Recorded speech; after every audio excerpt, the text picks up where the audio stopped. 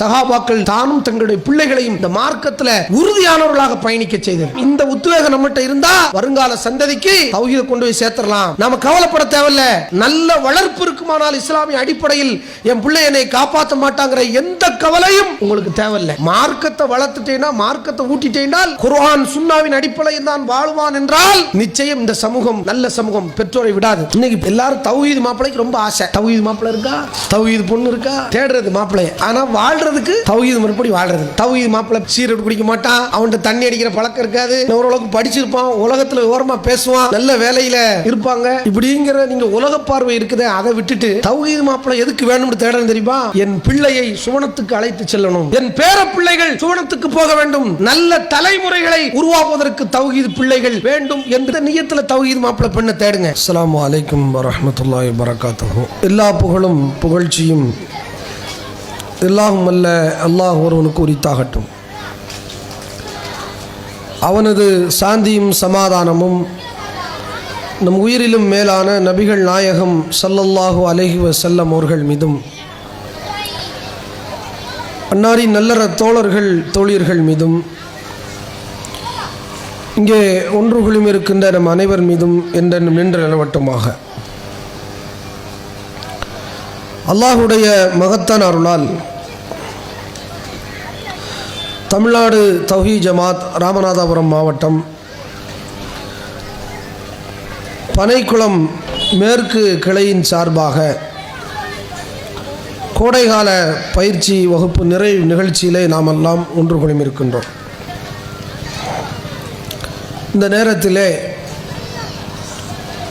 பெற்றோர்களும் பிள்ளைகளும் என்ற தலைப்பை நமக்கு தேர்வு செய்திருக்கின்றார்கள்.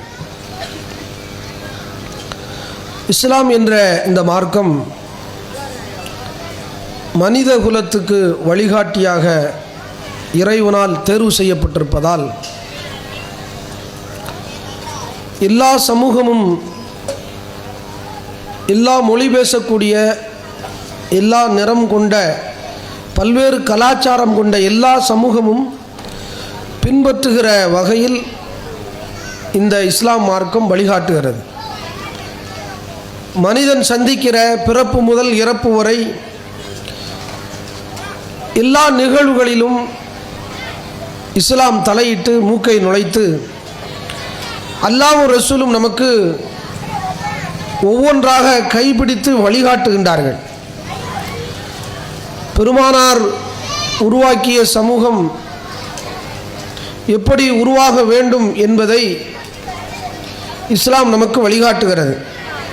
அந்த அடிப்படையில் தான் பெற்றோர்களும் பிள்ளைகளும் தங்களுடைய பொறுப்புகளை எப்படி உணர்ந்து செயல்பட வேண்டும் என்பதற்காக இந்த தலைப்பை தேர்வு செய்திருக்கிறார்கள்.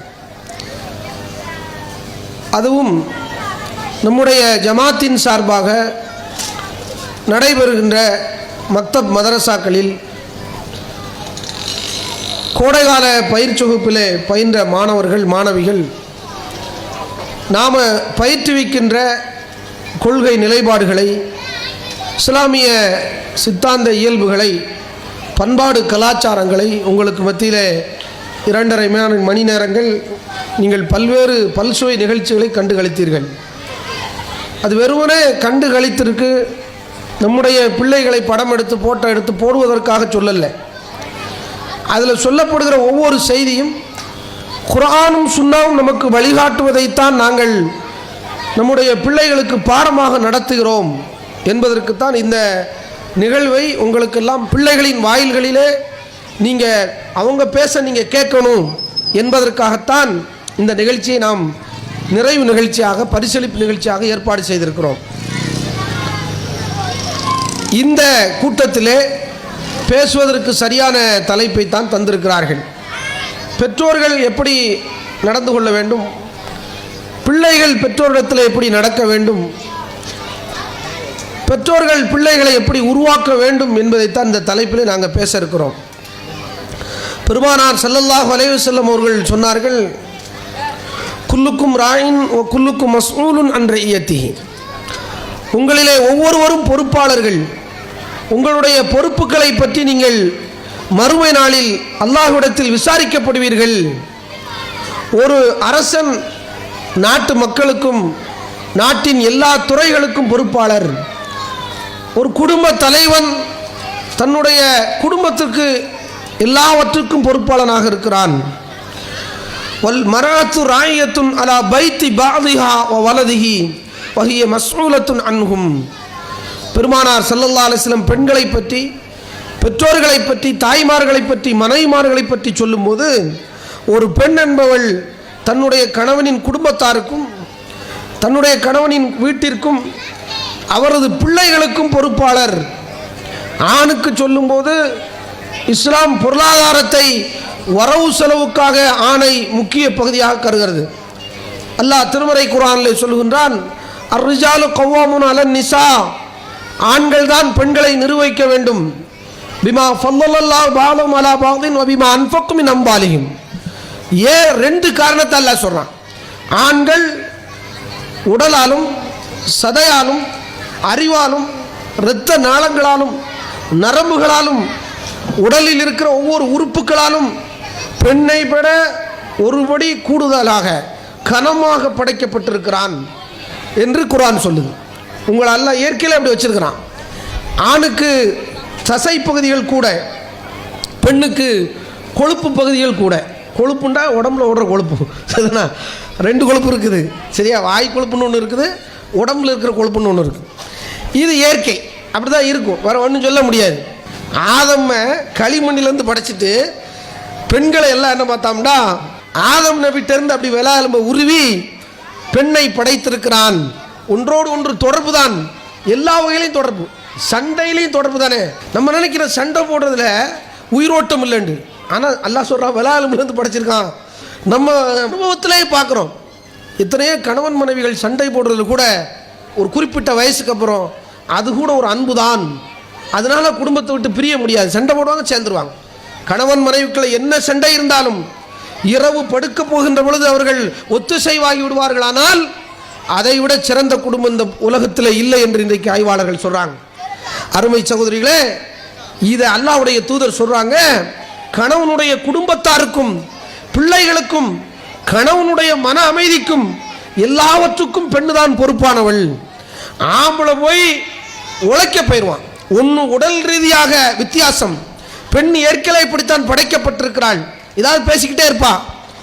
ஆண் என்பவன் வரவு செலவை பார்க்கிறவன், அதனால அங்கே போயிடுவான், வெளிநாட்டுக்கு போயிடுவான். நம்மளுடைய பிள்ளைகளுக்காக, நம்ம வீடு கட்டுறதுக்காக வேண்டி, நம்முடைய சொகுசான வாழ்க்கைக்காக, நம்முடைய சந்ததி நன்றாக இருக்க வேண்டும் என்பதற்காக நம்முடைய குடும்ப தலைவர்கள் வீட்டை பாதுகாப்பதற்காக, பொருளாதார ரீதியாக உயர்த்துவதற்காக சென்று விடுவார்கள். அப்போ நமக்கு தான் அந்த பொறுப்பு. சில தாய்மார்கள் கேட்கின்றார்கள், சில பெண்மணிகள் கேட்கின்றார்கள், எங்கள் கணவரை தான் நாங்கள் பார்க்க கடமை இருக்குது, கணவனுடைய தாயாரையும் கணவனுடன் பிறந்த சகோதர சகோதரிகளையும் பார்ப்பதற்கு எங்களுக்கு கடமையா என்று கேட்கின்றார்கள். அது தப்பான வாதம். இந்த வாதத்தை நீங்கள் வைப்பீர்களானால் நாளைக்கு இதே நிலை உங்களுடைய பிள்ளைகளின் வாய்களிலே வரும். தயவு செய்து நீங்க அப்படி பேசுறாதீங்க. நீங்க எப்படி வாழ்கிறீர்களோ, என்ன வளர்ப்பு நீங்கள் செய்கிறீர்களோ, அதுதான் உங்களுக்கு ரிப்பீட்டா வரும். நீங்க உங்க வீட்டுக்காரர்கிட்ட உங்க பிள்ளைகளுக்கு முன்னாடி சண்டை போட்டு, அல்லது நீங்க நடக்காம தனி குடுத்தன வந்து, தனி குடுத்தன ஒன்றும் தவறில்ல, கூட்டு குடும்பத்தில் தான் இருக்கணும் இஸ்லாம் சொல்லல. நீங்கள் கணவர் சார்ந்தவர்களை கவனிப்பது கடமை இல்லை என்று இன்றைக்கு பல பெண்கள் முடிவெடுத்திருக்கிறீர்கள். இந்த செய்தியின் பிரகாரம் பார்த்தால் கணவர் உழைக்க போயிட்டாரு, பொருளாதாரத்துக்காக வேண்டி போயிருக்கிறாரு.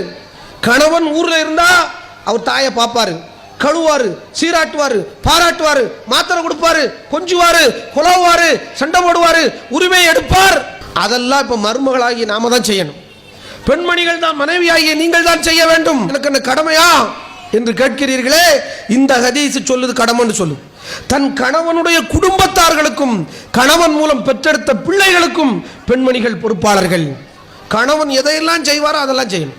அன்னை ஆயிஷா ரலியல்லாஹு அன்ஹா அவர்கள் வந்து கேட்கின்றார்கள், யா ரசூலல்லாஹ், ஒரு ஆண் சுவனம் செல்வதற்கு யாரிடத்திலே அழகிய முறை உறவாட வேண்டும்? பெருமானார் ஸல்லல்லாஹு அலைஹி வஸல்லம் சொல்றாங்க, உம்முஹு, அவனுடைய தாயாரிடத்தில் தான். உடனே ஆயிஷாவை திரும்ப கேட்கின்றார்கள், யா ரசூலல்லாஹ், ஒரு பெண் சுவனம் செல்வதற்கு யாரிடத்தில் அழகிய முறையில் உறவாட வேண்டும், யாருக்கு பணிவிடைகள் செய்ய வேண்டும் என்று கேட்கிற பொழுது ஜௌஜுகா என்று பெருமானார் ஸல்லல்லாஹு அலைஹி வஸல்லம், அவருடைய துணையிடத்தில் தான் கணவரிடத்தில் தான் என்று பெருமானார் ஸல்லல்லாஹு அலைஹி வஸல்லம் சொன்னாங்க. அப்ப இன்னொரு இடத்துல ரசூலா சொல்றாங்க, ஒரு அம்மா ரசூலாவை பார்க்க வர்றாங்க. அவங்க வந்து ரசூலாட்ட விசாரிக்கிறாங்க ஒரு செய்தியை. அப்ப நபிகள் நாயகம் அந்த அம்மாட்ட விசாரிக்கிறாங்க, எப்படிமா இருக்கிற? நல்லா இருக்கிறேன். உன் கணவர் எப்படி இருக்கிறார்? நல்லா இருக்கிறாரு. உன் கணவரிடத்தில் நீ எப்படி நடந்து கொள்கிறாய்? அவர் சொல்றாங்க, என்னால் முடிந்த அளவுக்கு நான் அட்ஜஸ்ட் பண்ணி போறேன், விட்டு கொடுத்து போகிறேன் யார சொல்லலாம். இப்படி சொன்ன ரசூலா சொல்றாங்க, இன்னமா ஜன்னத்துக்கி வ நாருக்கி, உன்னுடைய சுவனமும் உன்னுடைய நரகமும் உன்னுடைய கணவர் தான். ஒரு ஆணுக்கு சொர்க்கம், ஒரு ஆணுடைய நரகம் தாய் தந்தையரை எப்படி பார்க்கிறான் என்பதை வைத்து. அந்த ஆண் தன் தாய் தந்தையருக்காகவும் மனைவி மக்களுக்காகவும் பொருள் தேடுவதற்கு சென்று விட்டால் அந்த பொறுப்பை நிறைவேற்றுகிற கடமை ஒவ்வொரு பெண்ணுக்கு இல்லையா? ஒவ்வொரு மனைவிக்கு இல்லையா? எனக்கு என்ன கடமையான்னு நீங்க கேட்டீங்கன்னா சிந்திக்க கடமைப்பட்டிருக்கோம். தன்னுடைய கணவனுடைய வீட்டாருக்கும் கணவன் மூலமாக பெற்றெடுத்த பிள்ளைகளுக்கும் முதல் பொறுப்பாளி மனைவிதான், தாய் தான் என்று பெருமானார் ஸல்லல்லாஹு அலைஹி சொல்றாங்க. இதுக்கு தகுதியானவர்களா நம்ம இருக்கோமா? ஜாபிர் ரலியல்லாஹு அன்ஹு அவர்கள் திருமணம் முடிக்கிறாங்க. ஒரு போர்க்களத்தில் போயிட்டு வர்றாங்க. போயிட்டு வரும்போது ரசூலா எல்லாம் முடிஞ்சு கேட்குறாங்க, என்ன நிலை, வீட்டெல்லாம் விசாரிக்கிறாங்க. இன்னொரு இடத்துல ரசூலா கவனிக்கிறாங்க. மஞ்சள் கரையோடு வர்றாரு. என்னப்பா கல்யாணம் முடிச்ச மாதிரி தெரியுதே, புது மாப்பிள்ளை கலை தெரியுதே என்று ரசூலா கேட்குறாங்க. ஆமாம் யார் ரசூலா, கல்யாணம் முடிச்சாச்சு. யாரை கல்யாணம் முடிச்சிய? கன்னி பெண்ணையா விதவை பெண்ணையான்னு கேட்குறாங்க. இல்லை விதவை பெண்ணை தான் கல்யாணம் முடித்தேன். ஏன் கன்னி பெண்ணை கல்யாணம் முடிச்சிருக்கலாமன்னு ரசூலா சொல்லி, கன்னி பெண்ணை கல்யாணம் முடிச்ச ஒரு மாப்பிள்ளை பொண்ணு எப்படி இருப்பாங்க, சந்தோஷமா இருக்கலாமே என்கிற பாணியில் ரசூலா கேட்குறாங்க. அப்போ ஜாபிர் ரலியல்லாஹு அன்ஹு சொல்கிறாங்க, என்னுடைய தந்தை அவருக்கு பிள்ளைகள், பெண் பிள்ளைகள் 10 7 8 9 பெண் பிள்ளைகள். அந்த அம்புட்டு பெண் பிள்ளைக்கு நான் ஒரு ஆம்பளை தான் தந்தை ஸ்தானத்தில் இருந்து காப்பாற்ற வேண்டி இருக்குது. நான் பெசாட்டுக்கு இளவட்டமாக கன்னி பிள்ளையா பார்த்து கல்யாணம் முடிச்சா அவளுக்கு போய் பாடம் நடத்திக்கிட்டு இருந்தோம்டா இந்த அக்கா தங்கச்சியெல்லாம் என்ன செய்யுது? அதனால பாடம் பயின்ற விதவை பெண்ணுக்கு வாழ்வளித்தேன். அம்மா ஸ்தானத்தில் என் தங்கைகளை அவள் காப்பாற்ற வேண்டும், தாய் ஸ்தானத்தில் இருந்து காப்பாற்ற வேண்டும் என்பதற்காகத்தான் நான் விதவை பெண்ணை திருமணம் முடித்தேன் என்று பெருமானார் இடத்துல ஜாபிர் ரலியல்லாஹு அன்ஹு அவர்கள் விளக்கம் கொடுத்த உடனே ரசூலா மறுமொழியே தெளிக்கல, மறுமொழி பேசல, அப்படியே ஏத்துக்கிட்டாங்க. அப்போ கணவனை சார்ந்த குடும்பத்தார்களை, நாத்தனார்மார்களை, மாமியார்களை நாம பார்க்க வேண்டிய நமக்கு கடமை இருக்கு. பொருளாதார வசதியில் உங்களுக்கு உங்க கணவன் கையில அல்லாஹ் கூட கொடுப்பாண்டால், உங்களுடைய கணவனோடு உடன் பிறந்த கொழுந்தனார்கள் ஏழ்மையாக இருந்தால் கணவர்கிட்ட சொல்லி ஒரு பிசினஸ் ரெடி பண்ணணும். நம்ம கணவர் பிசினஸ் வச்சிருக்காருன்னா அதையும் அவர் என்ன செய்யணும், ஒருங்கிணைச்சு கொண்டு போறது, இப்படி பேசணும். இதெல்லாம் ஒரு மனைவி பொறுப்படுத்தி செய்ய வேண்டிய வேலைகள். இந்த வழிகாட்டுதலை நீங்கள் உங்கள் குடும்பத்திலே செய்தால், நாம் நம்முடைய குடும்பத்திலே பெண்கள் செய்தால், நம்முடைய பிள்ளைகள் நம்மளை காப்பாற்றுவாங்க. நல்ல வளர்ப்பு நல்ல சமூகத்தின் அடையாளம். மாமியார் கொஞ்சம் திட்டத்தான் செய்வாங்க, என் பேச்சை கேட்கல மிதிச்சே கொண்டு விடுவேன், இப்படி பல மருமகள் இப்படி இருக்கக்கூடாது. அதாவது நமக்கு வந்து தீங்கு செய்தவருக்கும் நான் நன்மை செய்ய வேண்டும். இஸ்லாம் சொல் இதுஃபா பில்லதி ஹஸன், நீங்கள் தீமை செல்பவருக்கும் நன்மையால் உணரச் செய்யுங்கள். வெக்கப்பட வைக்கணும் அந்த மாமியாரை. இந்த அம்மாவை என்னமெல்லாம் கேட்டிருப்போம், என்னமெல்லாம் கொடுமைப்படுத்தினோம், வார்த்தைகளால் வசைபாடினோம், என்னமெல்லாம் பேசினோம் உங்களுடைய தாய் தந்தையரை. ஆனாலும் அத்தனையும் சகித்து கொண்டு என் மகனை திருமணம் முடித்ததற்காக எனக்கு பழி வாங்காம திரும்ப நன்மையை செய்கிறாள் என்றால் அவள் அப்படியே மனம் குளிர்ந்துருவா. உங்க மாமியா மனம் குளிர்ந்துட்டானா உங்க வீட்டுக்கார் சுவனம். உங்க வீட்டுக்கார் சுவனம் என்றால் நீங்களும் அவர் கரம் பிடித்து சுவனத்திற்குள் நுழையலாம். எந்த தடைகளும் அங்கே இருக்காது இன்ஷா அல்லாஹ். குர்ஆன் சொல்லுது அப்படி, இந்த ஹதீஸ் அப்படி பேசுது. நீங்க நான் கடமையா அப்படி இப்படி விட்டேன்றால் இந்த சமூகம் கட்டமைமை உடையும், குடும்ப பாரம்பரியம் சீரழியும். இன்றைக்குள்ள சமூகம் அப்படி ஆகிப்போச்சு. விருந்து வைக்க தெரியல, இன்றைக்கு சாப்பிட தெரியுதா? அன்னைக்கு இன்ஜினியர் படிச்சுக்கிறான், அங்கே படிச்சுக்காங்க, வீடு கட்ட தெரியல, கேட்டால் பெரிய இன்ஜினியருங்கிறான். இன்ஜினியர்லாம் கோச்சுக்கிறாதியா, எப்படி பால்கனி போடணும்னு தெரியல. என்ன செய்கிறாங்கன்னு கேட்டால் தெருவை அடைச்சி தெருக்களில் படி போடுறது கரம் தானே. எந்த இன்ஜினியராக சொல்கிறீங்களா? சொல்ல மாட்டேங்கிறீங்க. இவ்வளோ பெரிய வீடு இருக்குது, தெருவில் தான் படி வருது. அதுக்கப்புறம் என்ன, நேர தெருக்களில் கெட்டுறது, நேரம் அடைக்கிறது, வச்சு பூசுறது. வெயில் வந்து வீட்டுக்குள்ள சன்சைடுங்கிறது வெளில வரணும், உள்போக்க இப்படி போகணும், வெளியே வரக்கூடாது. பல ஊர்கள் இன்னைக்கு வீடுகளை பாருங்க, அவ்வளோ பெரிய இடம் கிடக்கும், தெருவை போட்டு அடைச்சி பூசிக்கிட்டு இருப்பான். ஏன் இதை சொல்ல? வீடு கட்ட தெரியல, படிச்சிருக்கான் வீடு கட்ட தெரியல. நம்ம முன்னோர்கள் செஞ்ச நல்ல விஷயங்களை விட்டுட்டோம். இஸ்லாம் சொல்லுது நமக்கு வீண் வரையும், விருந்தின் பேரால் வீண் வரையும், ஆடம்பரங்கள், இதெல்லாம் யாருடைய கலாச்சாரம்? பிள்ளைகளுக்கு சொல்லிக் கொடுக்கணும் சின்ன வயசுல. நம்ம என்ன செய்யக்கூடாது? பெரியமா வீட்டில் மகளும் கல்யாணம் வாங்க போவோம், கல்யாணத்துக்கு அம்பிட்டு போகிறோம், சேர்ந்து மொத்தமாக பிதத்து கல்யாணத்துக்கு போகிறது. நாம் இங்கே மரசாலை சொல்லிக் கொடுப்போம். எப்படி? மக்தப் மரசாலை பிதத்து கல்யாணம் கூடாது, என்ன ஆடம்பர கல்யாணத்துக்கு போகாத, நபி வழிக்கு புறமான அல்லாஹும் அல்லி பையனுக்குமா குத்துபா ஓதுற கல்யாணத்துக்கு போகாது. இங்கே வாத்தியார் பாடம் நடத்துவார், டீச்சரு. அங்கே அவர் கிடக்கார் வாத்தியார், அவருக்கு என்ன தெரியும்? வாமா தாண்டி எல்லா கல்யாணத்துக்கும் கூட்டு போகிறது. விளங்குமா?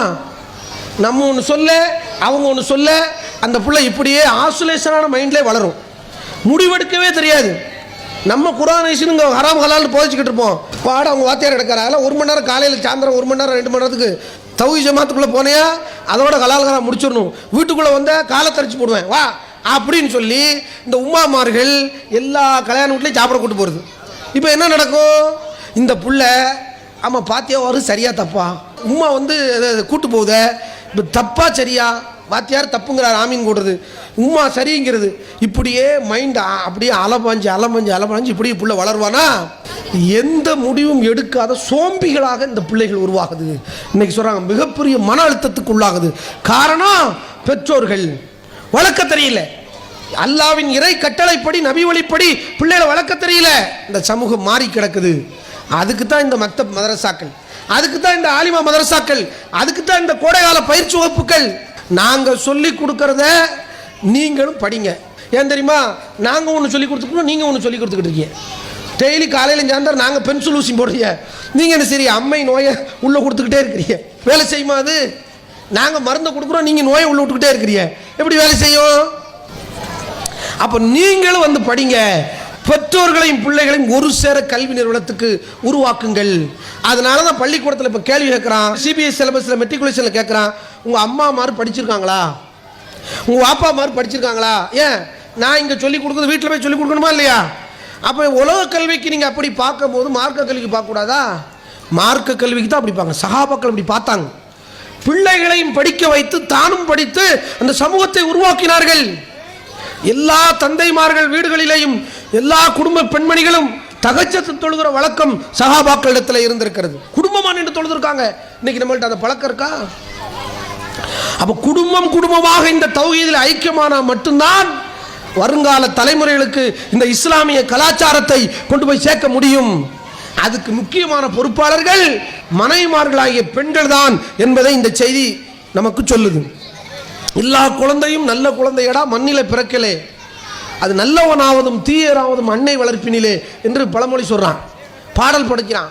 பெருமானார் ஸல்லல்லாஹு அலைஹி சொல்றாங்க, இந்த பூமியில் பிறக்கிற எல்லா குழந்தையும் நல்ல குழந்தை. மாமின் மௌலூதின் இல்லா யூலது அலல் ஃபித்ரா, ஒவ்வொரு குழந்தையும் நல்ல குழந்தை தான். இயற்கை மார்க்கம் இஸ்லாத்திலே பிறக்கின்றன.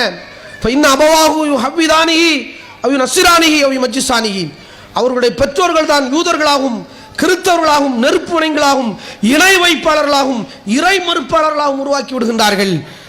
பெற்றோர்கள் தான் காரணம் என்று பெருமானார் ஸல்லல்லாஹு அலைஹி சொல்றாங்க. அருமை தாய்மார்களே, சகோதரிகளை, கண்ணியமிக்கவர்களே, நாம தான் முதல் டீச்சர்ஸ்.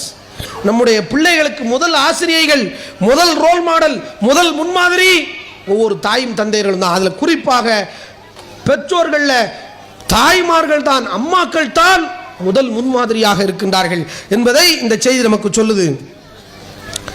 இன்னைக்கு நமக்கு நிலவரம் என்ன? நம்ம வீட்டில் நடக்கிற பொறுப்பு விடுங்க, பிள்ளைகளை வளர்க்கறது ஒன்று, வீட்டு பொறுப்புகளை இன்னைக்கு செய்யறதில்லை பல தாய்மார்கள். ஒரே சீரியல். நாங்கள் சின்ன பிள்ளையில, நாங்கள் 5ஆம் கிளாஸ் 8ஆம் கிளாஸ் 10ஆம் கிளாஸ் படிக்கும் போது சித்தி அப்படின்னு ஒரு நாடகம் ஓடிச்சு. நம்மளும் போய் தெரியாமல் பார்த்துக்கிட்டு இருந்தோங்க. தௌஹீதெல்லாம் கிடையாது. அப்போ சித்தி நாடகம் வந்து ஆம்பளை பொம்பளை அப்படி போய் பார்ப்போம். அந்த சித்தின்னு சவுண்ட் வந்தோன்னா நம்மளும் என்ன செய்வோம், வாங்க போய் என்ன செய்வோம், வீட்டுக்கு மத்தியில் உட்காந்துருவோம். எல்லாரும் கூட்டம் போட்டுக்கிட்டு கிடப்போம். அந்த நாடகத்துக்கு தான் பீக்கில் இருந்ததா இன்னைக்கு வந்து பெரிய எழுதி தள்ளிட்டாங்க அப்படி போகிறோம்.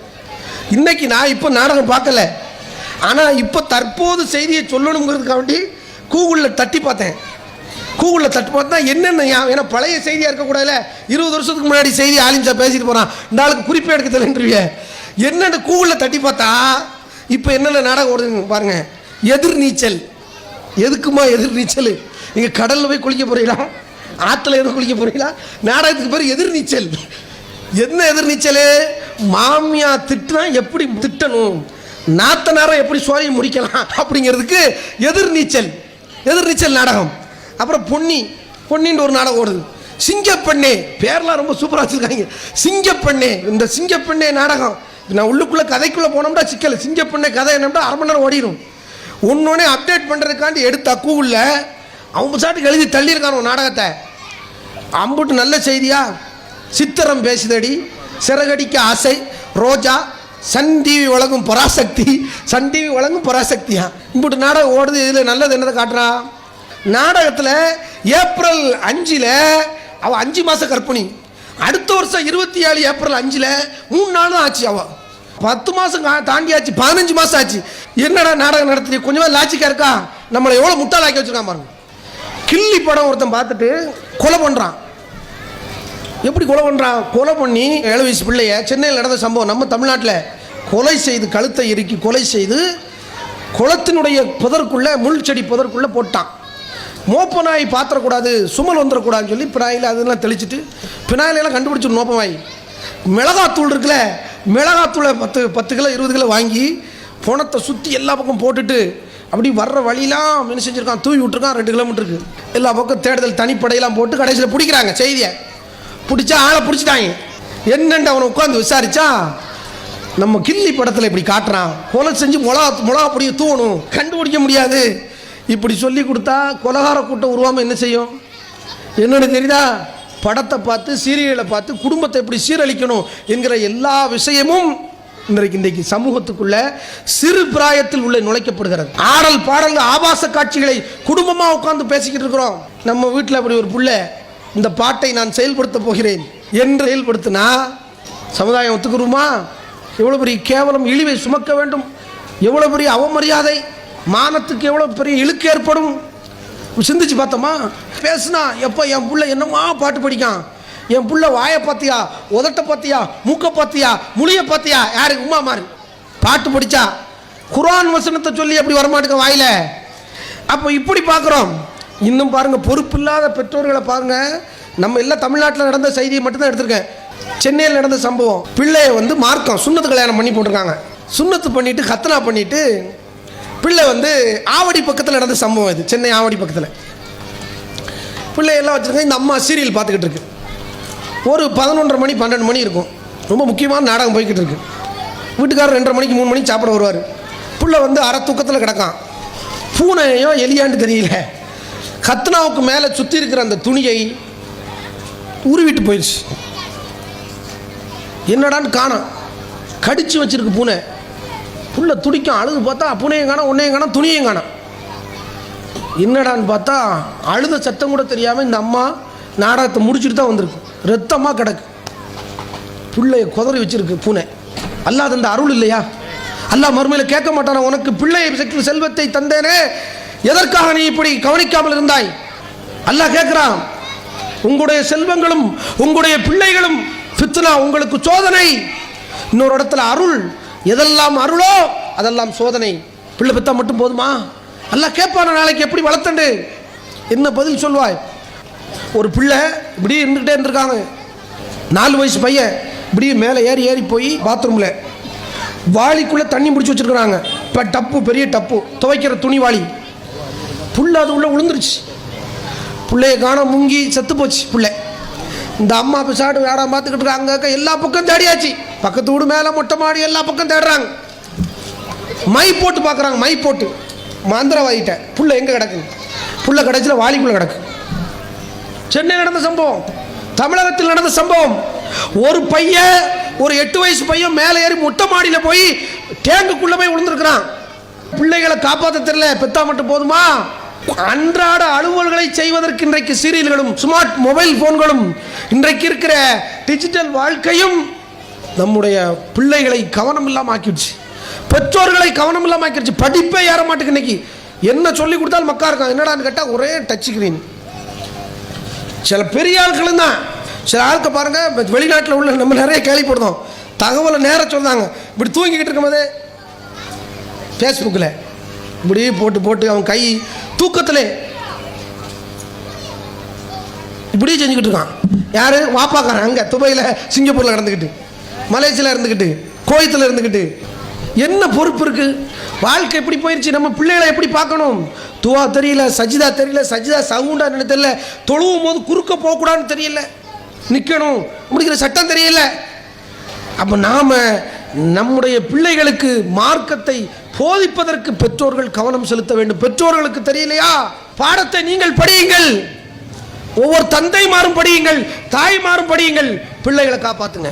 ஏன்? மார்க்க அறிவில்லாத சமூகமாக மாறிவிட்டு கொண்டே இருக்கிறது இன்னைக்கு. இந்த பக்கம் நபித்தோழர்களுடைய நிலையை பாருங்க. அவங்கெல்லாம் இஸ்லாத்தை இன்னைக்கு நமக்கு சொல்லலண்டா, பனைகுளத்துக்கு இஸ்லாம் கிடைச்சிருக்குமா? கேரளாவுக்கு இஸ்லாம் கிடைச்சிருக்குமா? தமிழ்நாட்டுக்கு இஸ்லாம் கிடைச்சிருக்குமா? ராமநாதபுரத்துக்கு இஸ்லாம் கிடைச்சிருக்குமா?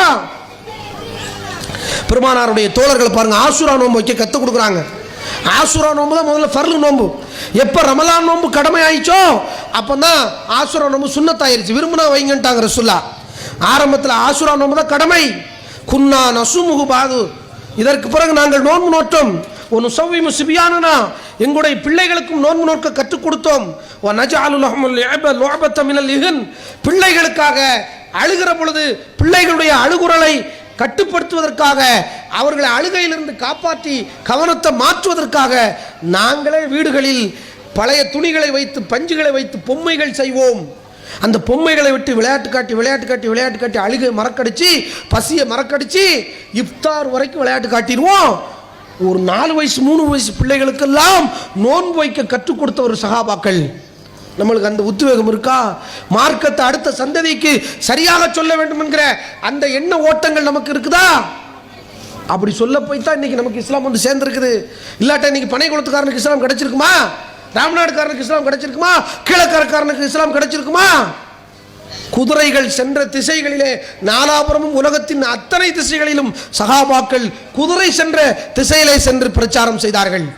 அப்ப நல்லா புரிஞ்சுக்கிறோம், இஸ்லாம் நபிகள் காலத்திலே வந்து சேர்ந்திருக்குது.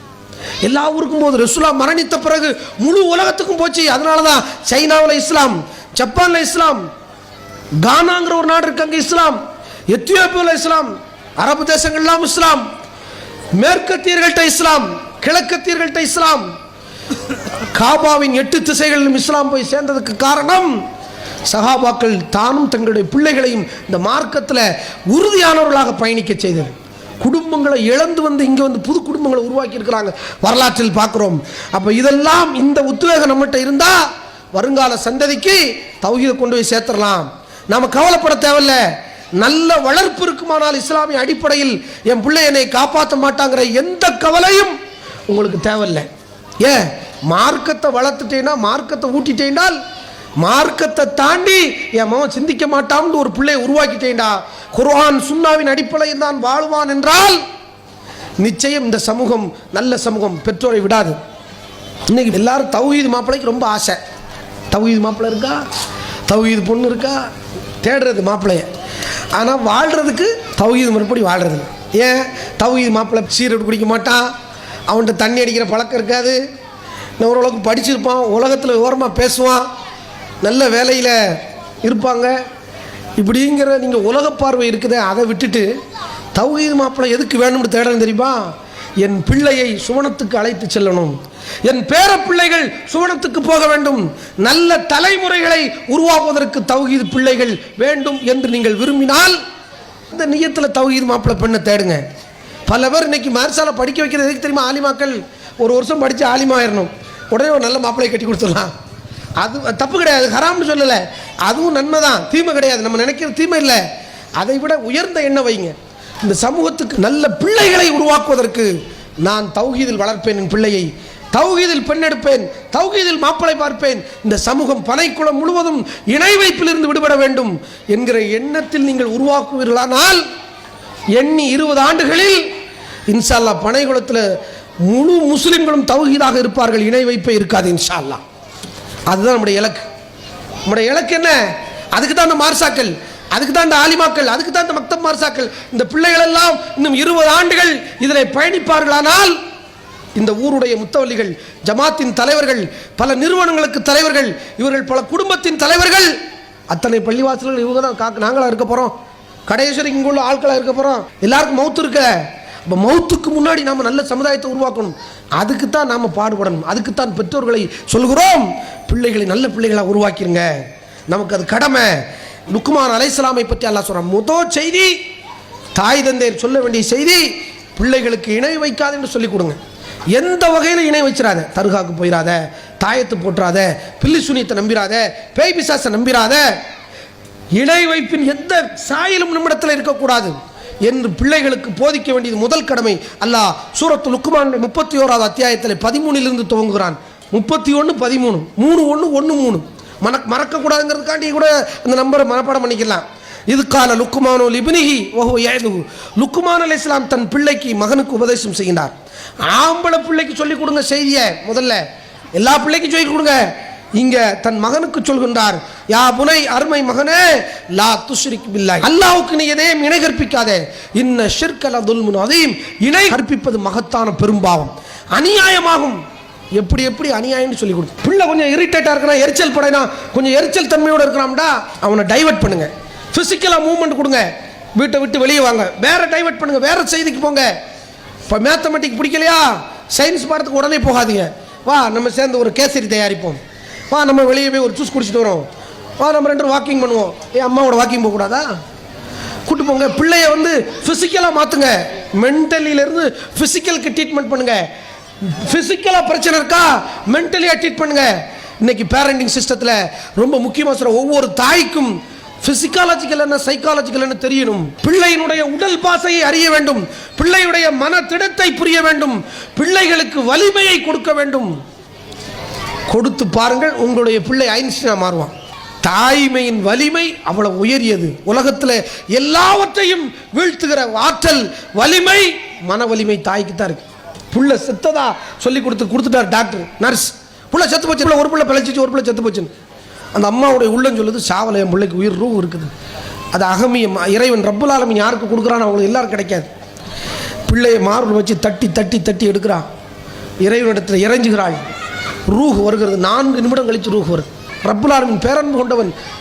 அந்த அன்பால கெட்டி போடுங்க பிள்ளைகளை, எரிஞ்சு பேசாதீங்க, அவனை டைவர்ட் பண்ணுங்க. எரிச்சல் உணர்வு உள்ள மாணவர்களாக இன்றைக்கு இருக்கிறார்கள். ரொம்ப வெரி சிம்பிள், ஒரு உபதேசத்தை கொடுத்து அப்படியே வெளியே பிசிக்கல் மூவ்மெண்ட்டுக்கு, லேசா பிளட்டை சர்க்குலேஷனுக்கு விட்டுருங்க. ரொம்ப எரிச்சலாக இருக்கான், வாட மாப்பிள்ள போ மவனை அப்படின்னு கூப்பிட்டு வெளியே கடைக்கு போயிட்டு ஒரு கூல்ட்ரிங்க்ஸ் குடிச்சிட்டு, ஒரு இளநீ குடிச்சிட்டு, என்ன மவனை சொல்லு அப்படின்னு ரொம்ப 2 ஒரு அழகாக ஜிஎஸ் போட்டு குடிங்க ஒரு இளநியை. அம்மா அம்மாவனும் எந்த பிள்ளை நெத்தியில் முத்தம் கொடுக்குறான் அம்மாவுக்கு கொடுத்துல நீங்கள்? பெருமானார் வீட்டுக்கு ரசூலா வந்தால் தன்னுடைய சீட்டில் உட்கார வச்சு வாப்பாவுக்கு முத்தம் கொடுப்பாங்களாம், கையில் கப்பலா முத்தம் விடுவார்கள். எந்த தந்தை அப்படியே தான் வீட்டுக்கு வரும்போது தன்னுடைய பெட்டில் உட்கார வச்சு மகளை ராணி மாதிரி கையை பிடிச்சி உட்கார வச்சு பிறங்கையில் முத்தம் கொடுப்பார்கள் பெருமானார் ஸல்லல்லாஹு அலைஹி வஸல்லம் அவர்கள். சின்ன பிள்ளையில இருக்குன்னா முத்தம் கொடுத்து அதுக்கப்புறம் அட்டி தான், தொப்பு தொப்புன்னு உழுது அட்டி. நீங்கள் 50 வயசு பிள்ளையாக இருந்தாலும், நீங்கள் 80 வயசு தாயாக இருந்தாலும் உங்களுக்கு பிள்ளை தான். அவன் உங்களுடைய நெத்தியிலே முத்தமிடலாம், கன்னத்தில் முத்தமிடுக்கலாம், கை கொடுக்கலாம், சலாம் சொல்லலாம். தாய்க்கும் பிள்ளைக்கு என்ன உறவு மார்க்கம் சொல்லலையா? அரபிக்காரன்ட்டு அந்த பழக்கம் இருக்கு. அரபி மார்க்கமா இஸ்லாம்? நமக்கு மனித குலத்துக்குள்ள மார்க்கம்.